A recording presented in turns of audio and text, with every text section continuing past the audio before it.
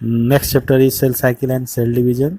तो जैसा कि हम सभी जानते हैं कि एक सिंगल सेल, जैसे कि एक सेल है, फर्टिलाइज होने के बाद जाइगोट बनता है और उससे पूरे एक लिविंग ऑर्गेनिज्म का डेवलपमेंट हो जाता है।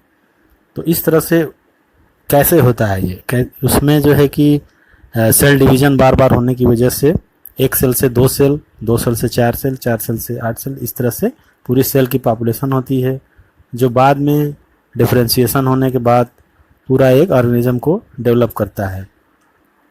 तो इस तरह से एक सेल से बहुत सारी सेल बन जाती हैं सेल डिवीजन के थ्रू। तो सेल डिवीजन के बारे में जानने से पहले हम सेल साइकिल की बात करते हैं कि क्या चीज़ है सेल साइकिल। तो सेल साइकिल में बेसिकली हम देखते हैं कि 3 फेजेज होते हैं इसमें, cell division, DNA replication and cell growth. इस तरह से इसमें 3 फेजेज होते हैं।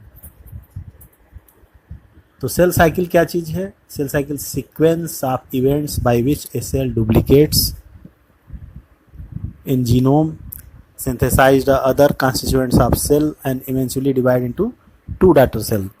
तो ये तीनों प्रोसेस इसमें आ गए, सेल डिवीजन भी आ गया, DNA replication and cell growth.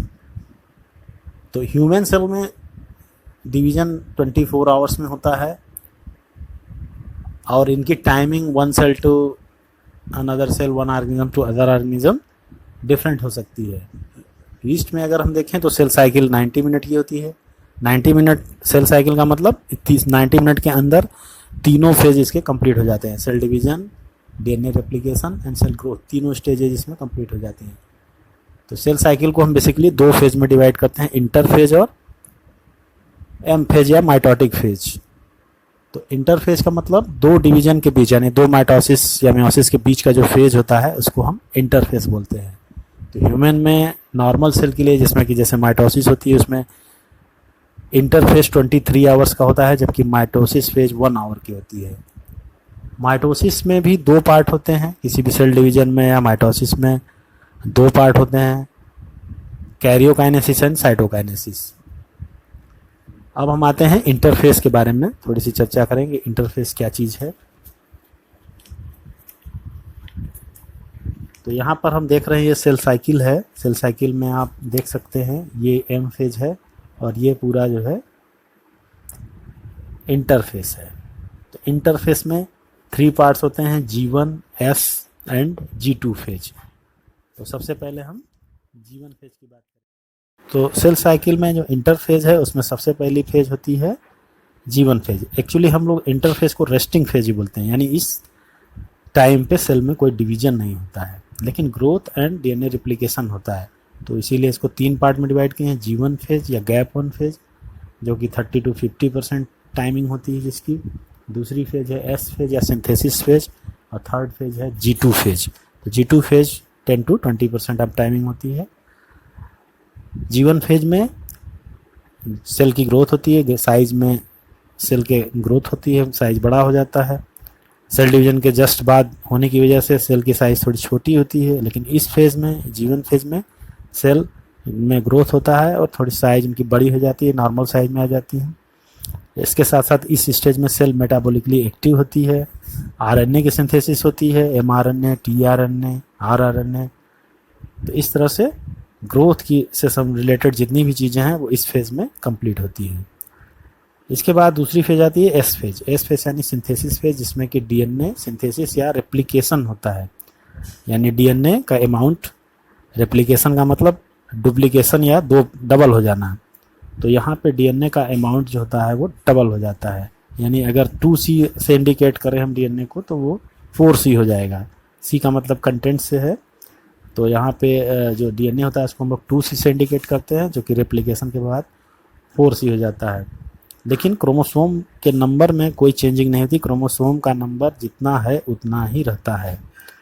तो इसको हम कह सकते हैं 2n रिटेन 2n। तो क्रोमोसोम के नंबर में कोई चेंज नहीं है, लेकिन डीएनए कंटेंट रेप्लिकेशन की वजह से डबल हो चुका है, लेकिन अलग नहीं हुआ होता है, रेप्लिकेट होकर के उसी क्रोमेटिन फाइबर या डीएनए से लगा हुआ रहता है। एनिमल सेल के अंदर सिंथेटिक फेज में न्यूक्लियस एंड सेंट्रियोल भी डबल हो जाते हैं, लेकिन अलग नहीं होते हैं। तो इस तरह से जो कि सेंट्रियोल सिर्फ एनिमल सेल में ही होता है, तो रेप्लिकेट होकर के अलग नहीं हुआ होता है, लेकिन रेप्लिकेट होकर के पड़ा रहता है।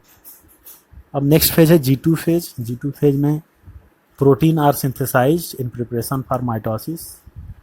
तो माइटोसिस के पहले प्रोटीन की सिंथेसिस इसलिए होती है कि वो माइटोसिस में हेल्प कर सके, माइटोसिस में वो प्रोटीन जो कि सिंथेसिस हो रही है वो पार्टिसिपेट करती हैं उसमें।